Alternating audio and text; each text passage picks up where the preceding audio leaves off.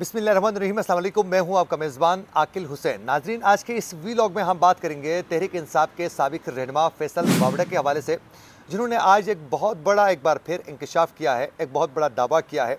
और आप सब बखूबी आगाह हैं कि फैसल वावड़ा के इंकशाफात और जो दावे वो करते हैं, उसी को लेकर ही पार्टी ने भी उसको शोकास के बाद जो है पार्टी से उनको साइड किया गया है, इन्हीं इंकशाफात की वजह से, इन्हीं दावों की वजह से। तो आज एक बार फिर उन्होंने एक बहुत बड़ा दावा किया है। दावा उन्होंने ये किया है कि आज भी उनका ये कहना है कि साबिक के DGISI लेफ्टिनेंट जनरल रिटायर्ड फैज़ हमीद के पास तहरीक इंसाफ के चेयरमैन इमरान खान और तहरीक इंसाफ के दीगर रहनुमाओं के अलावा मुस्लिम लीग नून के भी अहम रहनुमाओं के आज भी वीडियोस और ऑडियोस मौजूद हैं। सिर्फ उन्होंने यही नहीं कहा, बल्कि उनका साथ साथ ये भी कहना है कि ये जो मौजूद हैं ऑडियोस और वीडियोस, ये बहुत जल्द आगे जाके लीक होने वाली हैं। और उसके बाद एक सियासत में उनका ये कहना है कि एक ट्रेंड आएगा और ये जो वीडियोस और ऑडियोस जो हैं, ये लीक होने का सिलसिला अभी थमने वाला नहीं है। मज़ीद वीडियोस और ऑडियोस आने वाले हैं, लेकिन वक्तन फ़वक्तन जहाँ ज़रूरत पड़ेगी वहाँ वीडियो लीक किया जाएगा, जहाँ ऑडियो की ज़रूरत पड़ेगी वहाँ ऑडियो लीक किया जाएगा। तो यानी उनका आज ये दावा सामने आया है कि आज भी साबिक के DGISI फैज़ हमीद जो हैं वो मुतहरिक हैं, यानी उनके पास वो वीडियोस और ऑडियोस मौजूद हैं। वो जब चाहें सियासी मफादात के लिए इसका इस्तेमाल कर सकते हैं।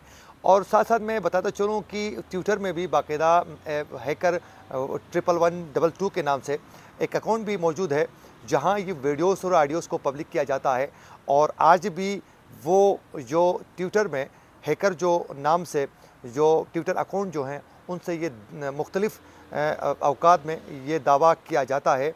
और ये इंकशाफात भी सामने आते हैं कि बहुत जल्द वीडियो आने वाली है, फिर ऑडियोज़ को बताया जाता है। अब तो वो जो ट्विटर जो अकाउंट है उसका बाकायदा यूट्यूब चैनल भी बनाया गया है और सबसे पहले वहाँ अपलोड किया जाता है और फिर ट्विटर में भी उसको अपलोड किया जाता है प्रॉपर तरीके से। और आप सब बखूबी आगाह हैं कि बुशरा बीबी के हवाले से जो ऑडियो मुबैना तौर पर सामने आया जुल्फ़ी बुखारी के साथ, और फिर आप सब बखूबी आगाह हैं कि जो गड़ी का जो मामला चला उसके हवाले से भी वीडियोस और ऑडियोस मंजराम पर आ चुकी हैं। और उससे भी बढ़कर परवेज़ रशीद जो मुस्लिम लीग नून के अहम रहनुमा हैं और एस्टेब्लिशमेंट के हवाले से वो नैरेटिव जो है वो थोड़ा सख्त रखते हैं, एंटी एस्टेब्लिशमेंट हैं, बड़े मशहूर हैं उस मामले को लेकर। उनका भी एक वीडियो जो है वो मंजराम पर आ चुका था और बहुत ही गैर इखलाकी वीडियो था वो। और उस वीडियो के आने के बाद यकीनन उसकी साख्त को काफ़ी नुकसान पहुंचा, लेकिन जल्द वो मामला थम चुका था। तो फिर वहीं साथ साथ तहरीक इंसाफ के रहनुमाओं का वीडियोस और फिर ऑडियोस का सिलसिला शुरू हो चुका है। और इसी मामले को लेकर साबिक वज़ीर-ए-आज़म इमरान खान ने भी ये कहा था कि अगर वज़ीर-ए-आज़म हाउस की जो रिकॉर्डिंग सामने आई थी उसको लेकर कहा था कि अगर वज़ीर-ए-आज़म हाउस अगर महफूज नहीं है तो फिर आप बता दें कि कौन सी जगह महफूज हो सकती है। और उनका साथ साथ ये भी कहना था उस वक़्त कि अगर वज़ीर-ए-आज़म हाउस महफूज नहीं है तो कोई भी इंटरनेशनल पर्सनालिटी, किसी भी मुल्क के वज़ीर-ए-आज़म या वज़रा वो पार्लियामेंट में आकर ऐसी बात क्यों करेंगे, क्योंकि ज़ाहिर है वो भी थ्रेट महसूस करेंगे।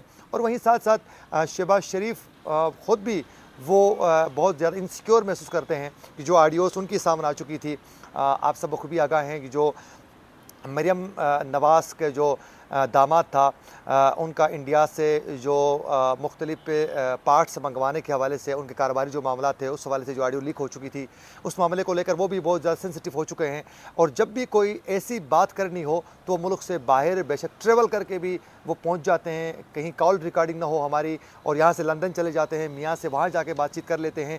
यहाँ भी जब भी बात करनी हो तो बाकायदा किसी जगह में बैठ कर बात करते हैं और वहाँ बात करते हुए भी उनको डर लगता है कि कहीं इन बैठे हुए लोगों में से कोई एक आध बंद जो है वो उनका ना हो, एस्टेब्लिशमेंट का, और हमारी ये बात वहाँ पहुँचाई जाए।